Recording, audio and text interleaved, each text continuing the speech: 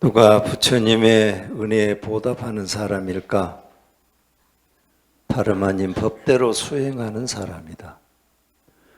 누가 공양을 받는 사람일까?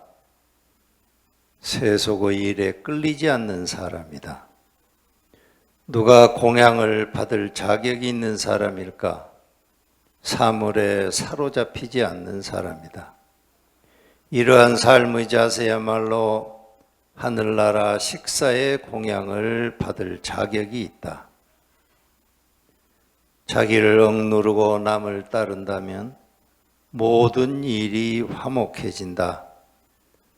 남을 억누르고 나를 내세운다면 온갖 문제가 다투어 일어난다. 네.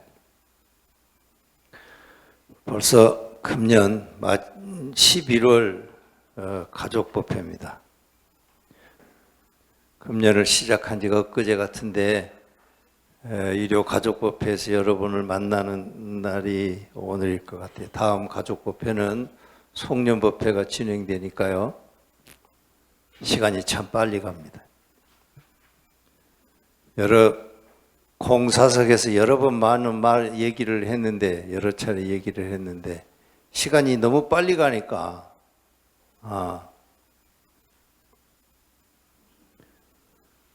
위태롭기도 해요. 금년을 시작한 지가 엊그제 같은데 벌써 연말이라고 12월이 다가오는데 이렇게 시간이 빨리 가는 것을 앞으로 10번만 한다면 나도 이제 완전한 노장이 돼가지고 몸뚱어리는 살아있을지 모르겠는데 그때 가서도 사람 구실을 하면서 살 수 있을지 마음이 위태롭습니다. 그래서 요즘은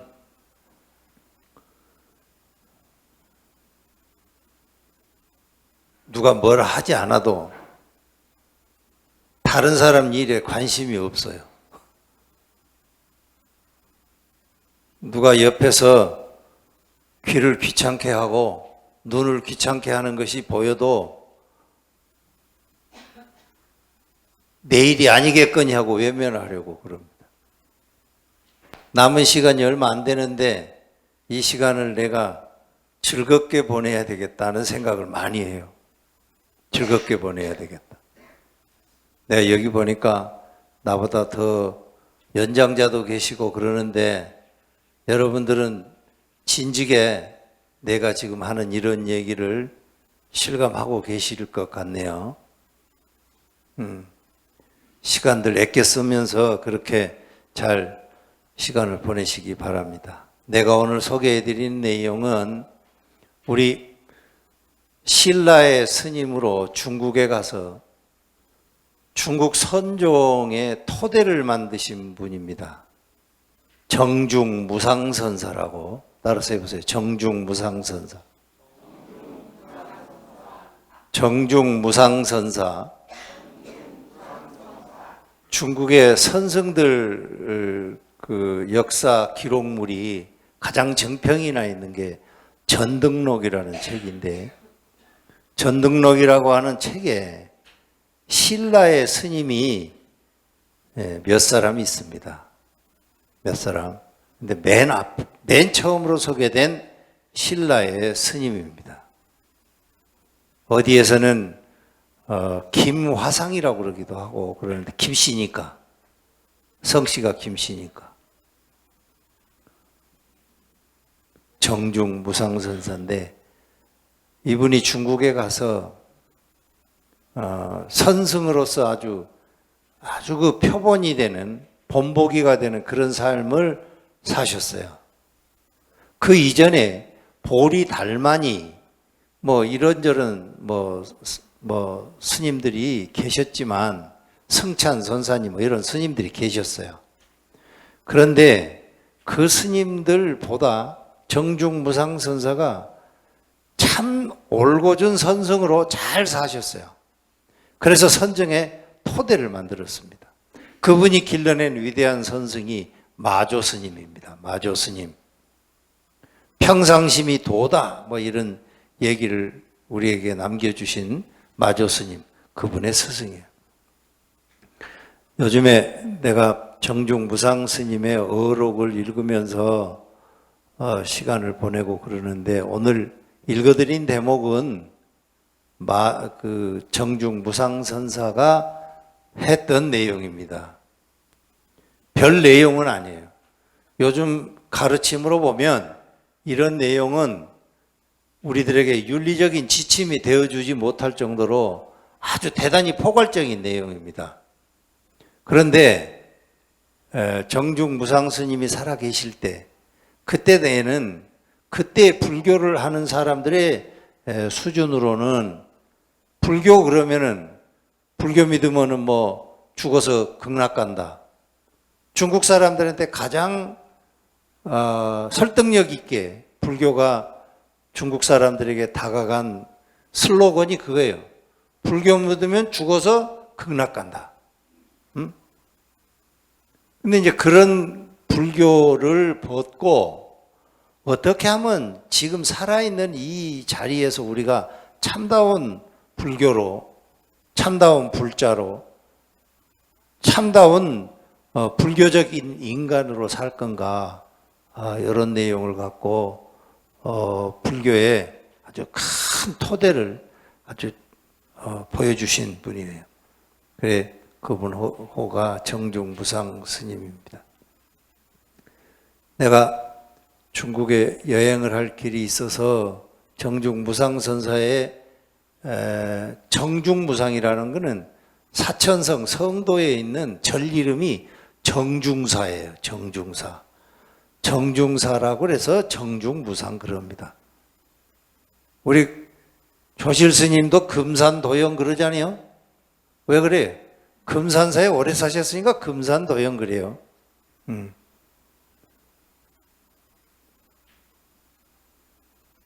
아까 내가 혼외가 얘기하네. 우리 사회자가 그랬는데 여산법진이라고 그래. 여산법진이라고 발음하면은 내용이 안 되는 거야. 여산법진이라고 해야 돼. 술의 여. 같을 여가 아니고 여산법진 그래야 술에 바퀴 빠진 수레를 끌고 산으로 올라가는 그런 여산이 되는 게요. 뭔 얘기 하다가 이제 옆으로 갔는데, 정중사도 이제 그래서 나온 말입니다. 내가 정중무상 선사의 어록을 이렇게 읽다가 잠깐 신문을 봤더니, 요즘 신문에 있는 내용은 우리 어록의 세계나 불교의 세계, 이런 세계하고 이게 잘 맞지 않은 대목이 너무 많아. 근데 바로 내가 이 대목을 읽고 있는데, 중앙일보 며칠 전에 지난 금요일 신문이에요. 여러분들도 보셨는지 모르겠어. 윌리엄 황이라고, 미국의 투자 전문가 윌리엄 황 얘기 들으셨어요?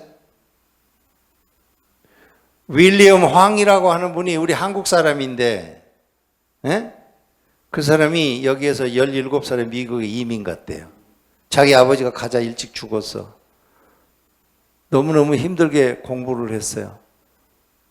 그래, UCLA를 졸업하고, 뭐 나중에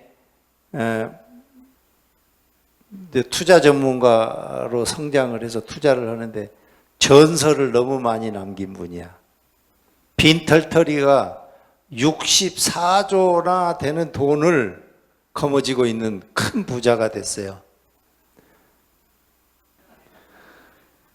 64조나 되는 돈을 거머쥐고 사는 사람으로 성장을 했어요. 근데 단시간에 그렇게 많은 돈을 거머쥐고 움직일 수 있으려면 그 사람이 얼마나 롤러코스터를 많이 탔겠어요. 그죠? 네? 롤러코스터를 많이 탔겠죠. 그냥 외밧줄을 타고 떨어지면 죽는다는 심정으로 평생을 살지 않았겠어요.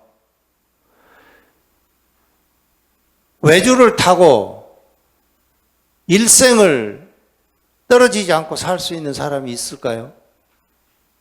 없겠지요? 없을 거예요. 없어요. 그 윌리엄 황이라고 하는 사람도 64조 원이라고 하는 그 엄청난 돈을 일주일 만에 다 잃어버렸어요. 그래가지고 플로리다 연방법원에서 기소를 했어요. 다른 사람한테 돈을 빌리고 뭐 이러고 저러고 투자를 모으고 뭐 시티뱅크 무슨 미국의 유명한 투자 회사들 그런데 다 거기에 돈이 다 걸려 있는 거예요. 64조를 일주일 만에 깡그리 없어져 버렸어요. 그러니까 연방법원에서 기소를 했어요. 네가 그 돈이 그렇게 될 줄을 알고서 너는 했지. 자기는 그렇게 될 줄을 모르고 했다. 그래서 그 싸움이지 뭐. 연방법원에서 18년형을 교도소에 18년 징역형을 선고했어요. 그래 내가 정중 무상선사의 가르침하고 필립 항하고는 너무 다르다. 그렇잖아요. 어떤 사람이 공양을 받을 만한가?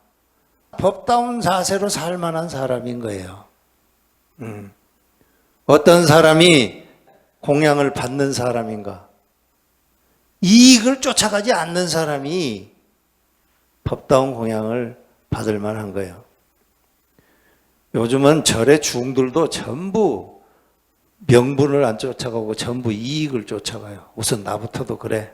안 그러려고 노력합니다. 말할 것이 없지만. 그런 삶의 자세를 갖고 사는 사람, 법다운 자세를 갖고 사는 사람, 그런 사람이 공양을 받을 만한 사람이다 이 말이에요.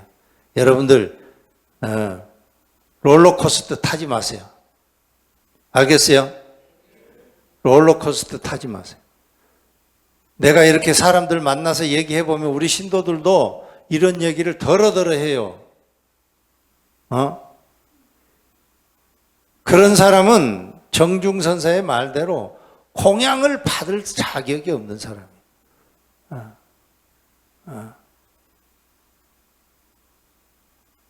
절대 롤러코스터 타지 마세요. 탔다가는 전부 윌리엄 황이 되는 거예요. 예? 요즘에 내가 읽은 책 중에 또 이런 책이 있어요. 미구엘의 거리라고, 스트리트 오브 미구엘. 여러분 아세요? 그 책? 내가 그 책을 왜 읽었냐?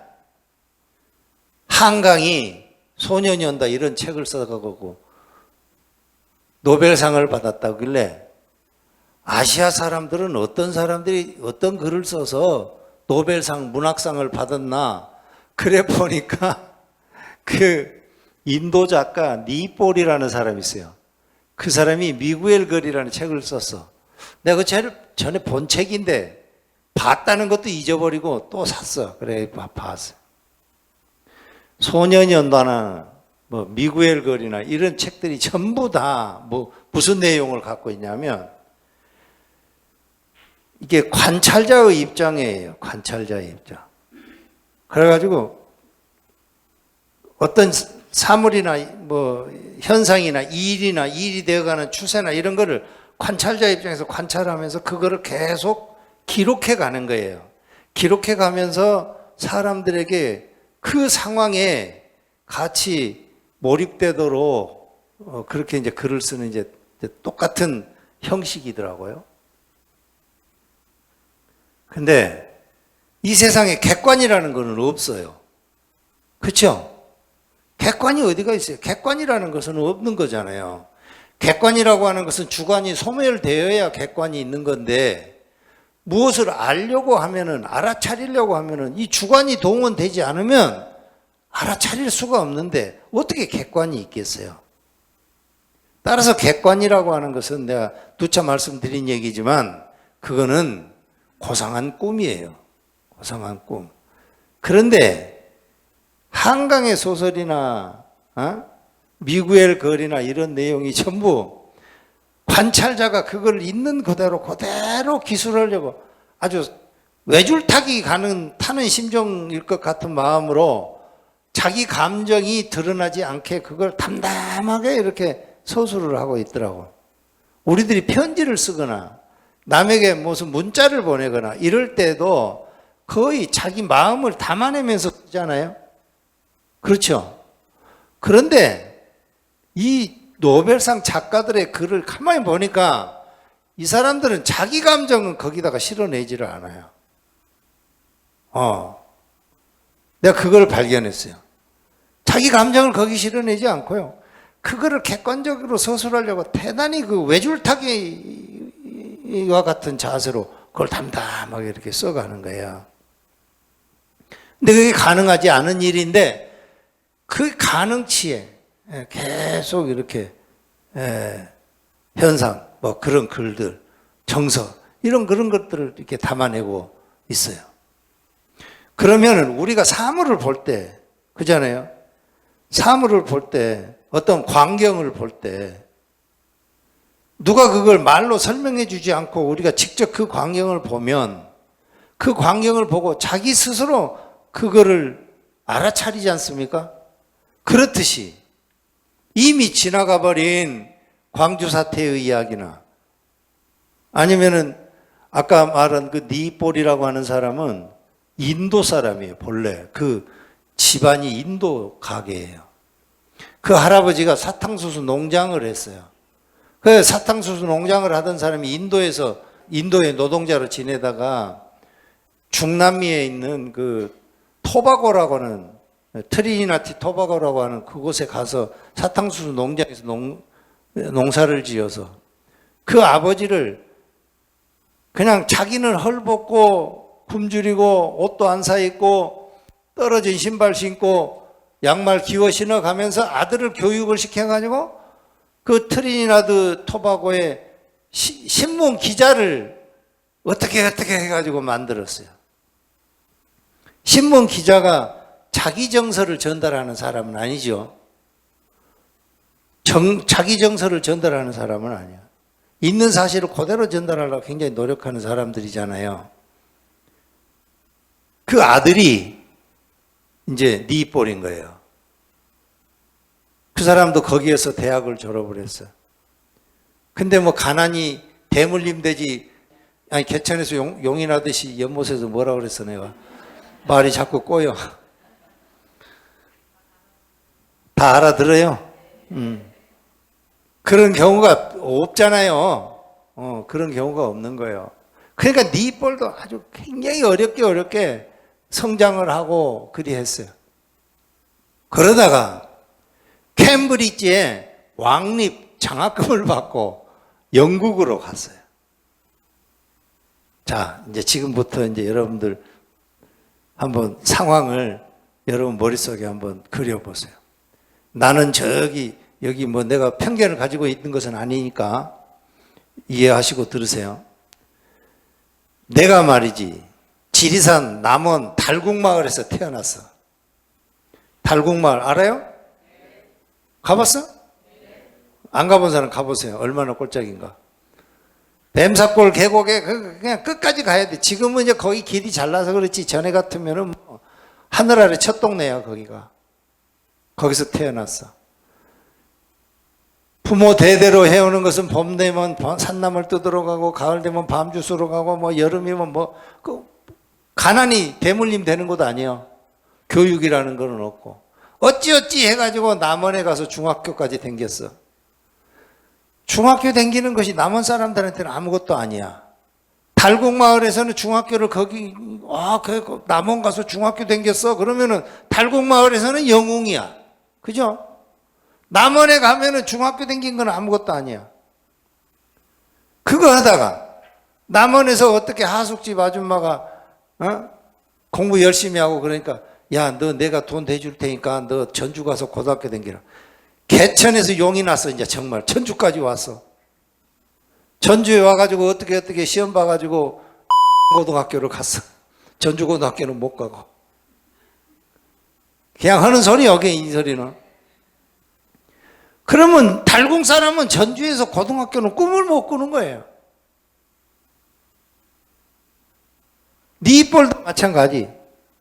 자기 할아버지 고향 인도에서는 무슨 영국 왕립학회, 뭐 트리니다드, 뭐 토바고, 뭐 이거 듣도 보도 못한 데서 대학을 졸업했다 그러고 신문기자가 도대체 뭐 어느 사람이 되는 거야? 이러는 거예요. 근데 이분이 생각하는 것은 그 본인은 안 그래. 고등학교를 다닌 그 사람은 안 그래요. 그 사람은 자기 백그라운드가 단단하지 않기 때문에 전주에서 고등학교를 다녀도 같이 학교를 다니면서 공부하는 사람들한테 늘 열등감에 젖어 있어요. 그렇죠? 그래 안 그래? 그런다고 공감을 해줘야지 얘기를 할 거 아니요. 그러다가 고등학교를 졸업을 했는데 공부를 어떻게 열심히 하니까 학교에 선생님이 추천을 해줬어.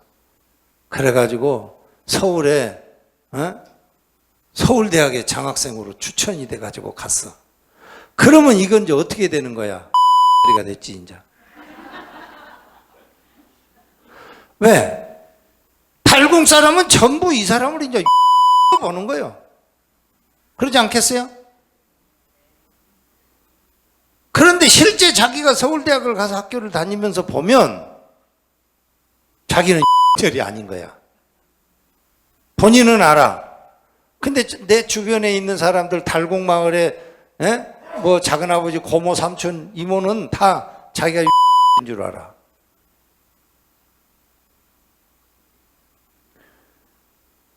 그 미구엘 거리라고 하는 그 소설이요. 내가 보니까 바로 딱 그 시점에서 글이에요. 그런 시점의 글이야.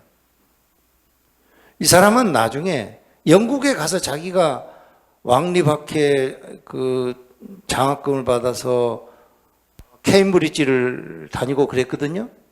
그러면 이 사람은 이제 대단한 엘리트고 그런데 그 영국에서 자기가 살아남기 위해서는 자기가 어떻게 변신해야 된다는 것을 너무 잘 아는 거예요. 여러분은 어떻게 하겠어요? 여러분은 변신을 해서 나는 이 가난한 인도 마을에 우리 할아버지 동네 잊어버리고 싶어. 트리나드 토바고 그 가난한 섬 사탕수수 농장 잊어버리고 싶어. 이런 생각을 하겠죠? 자기는 어떻게 하겠어? 빨리 가 돼야 되는 건 생각을 많이 하겠지. 그러니까 왜 웃어? 사람의 본성은 다 그래요. 그러지 않은 사람 누가 있어? 우선 나부터는 안 그래요? 다 그래. 안 그런 사람이 없어요. 그러니까 니체 같은 경우는 인간의 가장 인간이 생존해 가는, 성장해 가는 가장 기본적인 동력이 권력의 의지라는 거예요. 다른 사람하고 견줘서 상대적 우위를 확인하고자 하는, 상대적 우위를 갖고자 하는 그 욕구 때문에 인간은 산다는 거예요. 그러니까 이 니폴도 열심히 변신을 했어요. 열심히 변신을 했어요. 그래서 영국 왕실로부터 자귀를 받았어요. 자귀. 그러면은 인도 사람은 영국의 식민지를 겪었어. 아니 시골 촌놈이 말이지 땡깡촌에 촌놈이 영국 왕실로부터 귀족 자귀를 받았다고. 귀족 자귀를 받는다 해서 무슨 월급이 나오고 이런 건 아니요. 그렇지만 그건 대단히 명예로운 거예요. 그렇게 이제 자기는 이제 의시되면서 영국 왕실로부터 자기도 받은 이런 사람이 됐다 이 말이에요. 자기를 가만히 돌아봤어요. 순간에 깨달음이 왔어요. 나는 트리니다드 토바고의 가난한 미구엘 거리의 소년이었는데, 그러면서 그 거리에서 살던 어릴 적의 이야기, 그거를 글로 쓴 거예요. 그 관찰자의 시점으로 글을 쓴 거예요. 한강이 어려서 한강은 그 광주를 직접 목격한 사람은 아니지 않습니까? 아니에요. 아빠한테 들은 이야기, 아빠가 수집해 놓은 사진첩 이런 거를 보고서 광주를 이렇게 재구성해 놓은 거잖아요. 그렇듯이 이 디폴도 자기가 성장했던 그 미국의 거리를 담담하게 기술하는 거예요. 근데 그 시각이 진짜 외줄타기 하는 사람 마냥, 살얼음판을 걷는 사람 마냥 자기의 감정이라고 하는 것은 하나도 섞지 않고, 사람들이 우리가 여행 가서 미국의 거리를 이렇게 볼 때 그 거리를 볼 수 있을 것 같이 그거를 그대로 이렇게 그려주는 거예요. 그래죠. 이게 아주 중요해요. 중요해. 근데 나는 내가 애를 낳아보지도 않았고 애를 키워보지도 않았고 애를 어떻게 그런 걸 난 잘 몰라. 근데 살면서 아이한테 교육시킬 때 자기가 생각하는 것, 자기가 생각하는 가치, 자기가 옳다고 믿는 것, 자기가 살아오면서 빈 구멍으로 남겨져 있던 것들, 이런 것들을 너들은 갖지 말으라고 이렇게 가르치고 계속 그러는 과정이 애들 키우는 거잖아요. 그죠? 그러니까 아이 키우는 것이라고 하는 것은 길들이는 거라는 거예요. 길들이는 거. 뭘로 길들이냐? 너는 내 자식이니까 내가 생각하는 것에 너는 맞춰서 길들여지고 성장해야 돼. 그래가지고 다 그랬으면서 왜 웃어요? 자기가 생각하는 대로 애를 키우는 거예요. 애를 키워. 그러면 그 아이는 창백한 그냥 빈 도화지예요. 빈 도화지인데 그 빈 도화지의 그림을 자기가 그려가는 게 아닌 거예요. 엄마가 그려줘 버리는 거예요. 엄마가. 그래가지고 엄마가 생각하는 세상, 엄마가 생각하는 가치, 엄마가 생각하는 윤리, 이거를 아이가 다 배워요.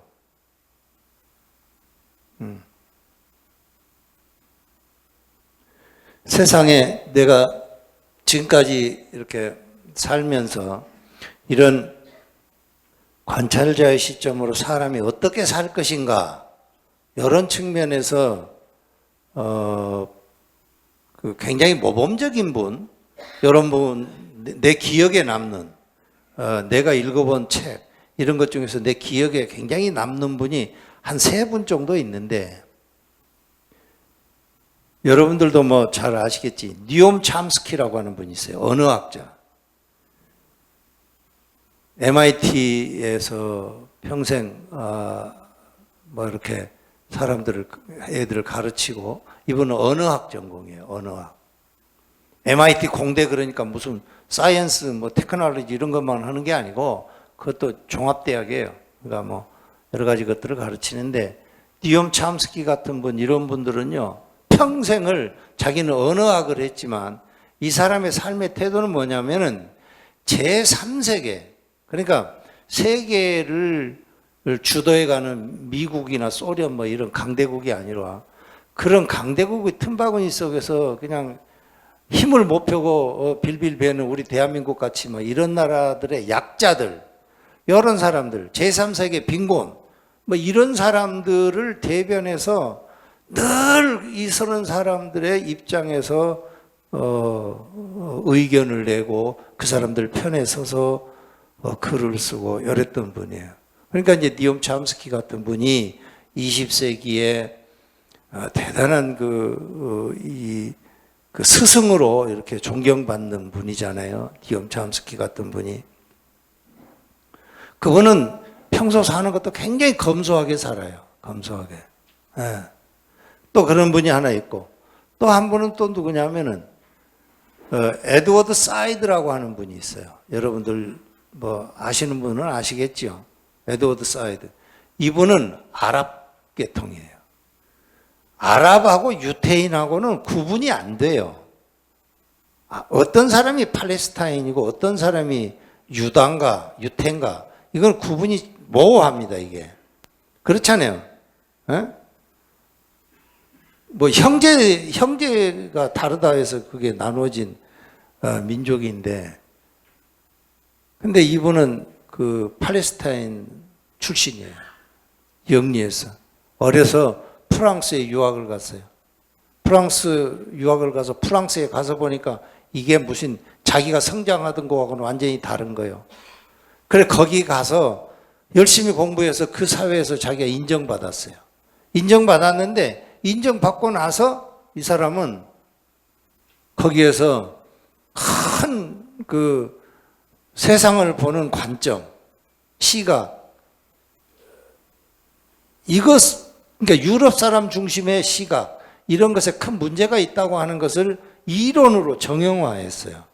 그게 말 그대로, 그게 이제 이름하여 이제 오리엔탈리즘이라는 거예요. 오리엔탈리즘. 그러니까, 니폴이 인도에서 트리니다드 갔다가 왕립 장학생이 돼가지고 귀족 차기까지 받고 이렇게 살던 사람이지만, 그렇다고 해서 자기가 진짜 영국 귀족이 되는 데는 너무 장애가 많아요. 넘어야 될 장벽이 너무 많아. 문득 깨달은 거예요.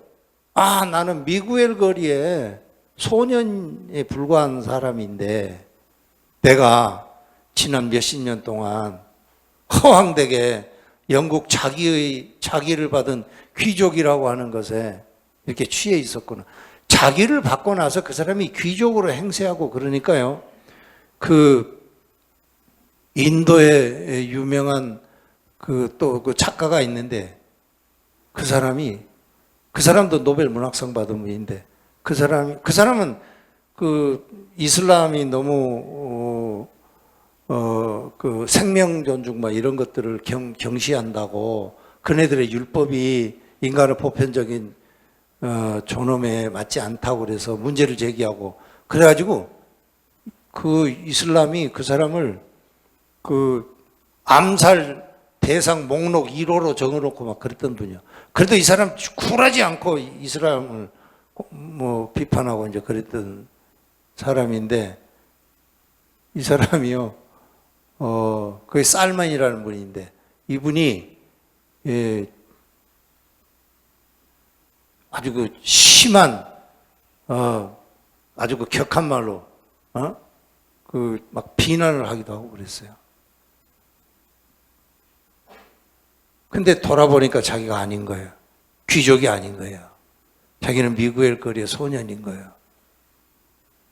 그런 건데 그러니까 인간의 삶이 그러는 거예요. 사람이 살다 보면 뭣도 모르고 취해가지고 이렇게 살다 보면 자기 살아온 자기 토대 이런 거하고 상관없이 어느 날 갑자기 구름 위에 뜬 풍선을 타고 있는 거예요.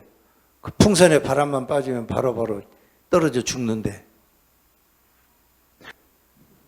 그러니까 인생이라는 게 그러는 거예요. 인생이라는 게.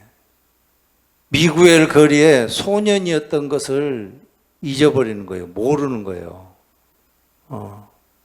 세상을 살다 보면. 다 그래. 그렇게 사는 거예요.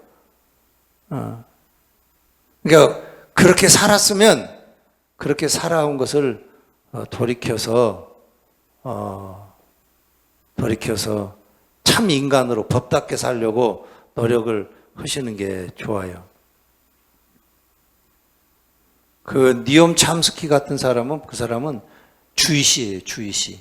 유태인이에요. 유태인이어서 교육도 잘 받고 그 사람은 본래 뭐 잘 나가는 사람이에요. 집안도 좋고 자기 아버지도 막 대단한 부자고 막 그래요. 그런데 이분은 평생 활동을 하면서 그런 잘 나가는 사람들, 이런 사람들하고 같이 사는 게 아니라 제3세계 약자들 막 이런 사람들을 대변하면서 평생을 살기도 하고 그랬어요. 내가 오늘 법회에서 여러분들한테 장황하게 얘기를 했는데 그 미구엘 거리의 소년같이 한강이 소년이 온다의 그런 장면같이 여러분들 법답게 살려고 하는 것에 용기를 내시기 바랍니다. 합장하세요. 누가 부처님 은혜에 보다 마른 사람일까? 법대로 수행하는 사람이다. 누가 공양을 받는 사람일까? 세속니일에 끌리지 않는 사람이다. 누가 공양을 받을 자격이 있는 사람일까? 사물에 사로잡히지 않는 사람이다. 이러한 삶의 자세야말로 하늘나라의 식사를 받을 자격이 있다. 자기를 억누르고 남을 따른다면 모든 일에 화목해진다. 대신 남을 억누르고 나를 내세우려고 한다면 온갖 문제가 다투어 일어난다.